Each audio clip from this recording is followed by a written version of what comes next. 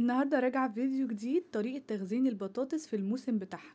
طبعا البطاطس بتغلى في رمضان وكانت غالية جدا في الموسم اللي فات، فانا قلت ان انا اخزنها عشان تقعد معايا بس من غير قلي ولا تحمير ولا اي حاجة. اول حاجة هجيب عندي كرتونة، قفص، طبق كبير بلاستيك، المهم ان هو يكون ناشف جدا، ما يكونش فيه ولا نقطة مية، ويكون طبعا نظيف ومغسول كويس جدا. وبنشفه كويس جدا عشان خاطر ما يبقاش فيه اي نقطة مية، لانها ممكن تبوظ لي طريقة التخزين. طبعا انا المناديل، فوطة مطبخ اللي موجود عندك بس يكون نظيف، ما يكونش مستخدم. ده الفوطة دي بتستخدم مرة واحدة بس. بحضر عندي البطاطس النوع اللي انت بتحبيه. انا عن نفسي بحب البطاطس اللي هي الرملي دي، بحب اشيلها. على ما اعتقد يعني الراجل قال لي اسمها اسبونتا، فانا مش عارفة المعلومة دي صح ولا غلط. بحضر عندي الجورنان، وبحطه في قعر الطبق او الكرتونة او الباسكت اللي انت هتحفظي فيه ايا كان هو ايه. وممكن نعمل الفكرة دي برضو في قلب درج التربو، مفيش أي مشكلة. هحط عندي نشا. النشا بتحطي حسب المساحة اللي انت هتفرشي فيها، مش فيش كمية محددة. وتبتدي ترصي البطاطس زي ما هي، من غير ما تقطعيها ولا تحمريها ولا تقليها ولا تاخد مساحة في الفريزر ولا أي حاجة. بتحطيها زي ما انت شايفة كده، بترصيها وبتعيدي الفكرة كل شوية. بتحطي طبقة من البطاطس وطبقة من النشا تغطي البطاطس. ده بيحافظ عليها.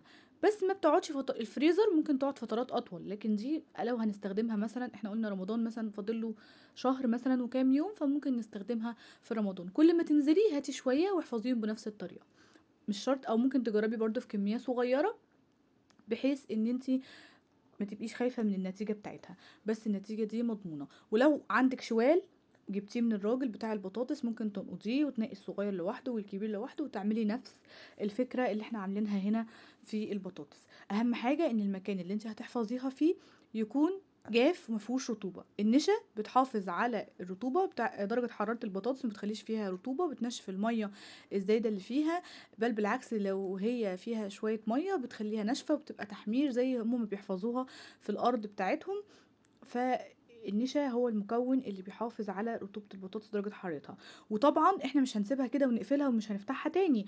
انت هتبدأي ان انت يوم من بعد يوم هتبتدي ان انت تفتحيها وتبصي عليها، لو فيها اي حاجة طريت، لو في اي حاجة لونها اتغير، تبتدي تتعاملي معاها. اهم حاجة ان البطاطس ما تكونش فيها اي اخرام ولا شقوق. بعد كده، بعد ما خلصت كمية البطاطس اللي عندي، بجيب ورقة جورنان تانية وابتدي افتحها بالمقص او بالسكينة اللي موجودة عندك. هتبتدي تفتحيها فتحات عشوائية، وتبتدي تغطي بيها الباسكت او الطبق او الكرتونة اللي انت حاطة فيها البطاطس، بحيث ان هي تكون مضلمة وفي نفس الوقت جيدة التهوية.